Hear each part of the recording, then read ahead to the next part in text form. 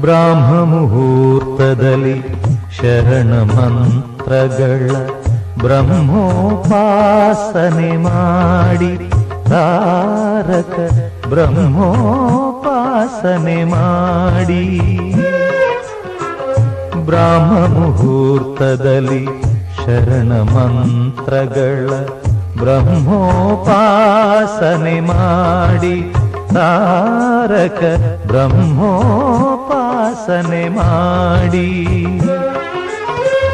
ಉರುಕುಳಿ ತೀರ್ಥದಿ ಮಿಂದು ಶ್ರೀನಾಮಗಳ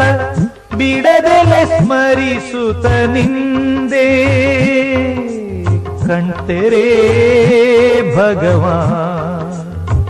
ಕಣ್ತೆರೆ ಬೇಗ